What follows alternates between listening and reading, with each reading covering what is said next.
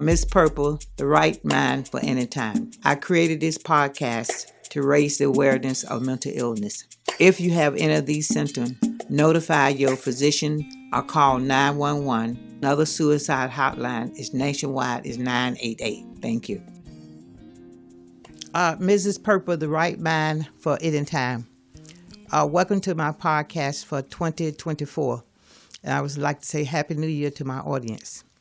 Today I'm going to talk about epidemic of gun in America. It was January the 4th, 2023, when a young guy, a student 17 years old, had a gun and shot up a 6-year-old at Perry High School. He shot up 4 other people, including the principal, in which the principal was trying to block him from shooting other students. But the principal died also. I don't know what happened in America. We got a lot of clinicians, we got a lot of psych. But every time somebody shoot up somebody, the first thing they say is the person got mental illness. Why was a mental illness discovered in the primary? And if he or she got so much mental illness, why would they allow to purchase a gun? I think the politician who's supposed to be for the people that are giving out the most money to them is the NRA. Instead of them making laws about the gun, they're talking about mental illness because they give a lot of money to the politician. And if they rub their shoulder, they're going to rub their shoulder and make laws less lenient for them. In Japan have a strict law about owning a gun or applying for a gun. They go into your community, someone go into your community and they ask what kind of person that person is. Before he is given a gun license. They also take a psychological exam to see what their mental status is. So Japanese have a close control over who owns gun and who can get a gun license. Yesterday I was listening to the television.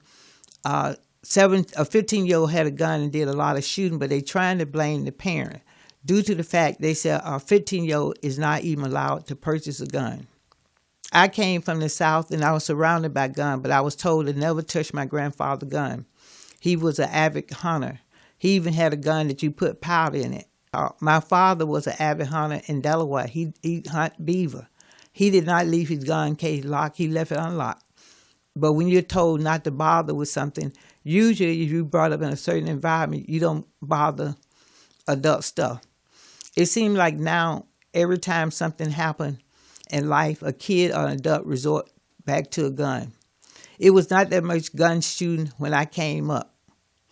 It recently started happening probably back about in the 80s or 90s that people tend to use guns more for selling dispute or selling stuff that they don't want to happen. But the gun has got out of control because when someone does an act, the first thing they say is mental illness. Even though the person have never been treated for any mental illness.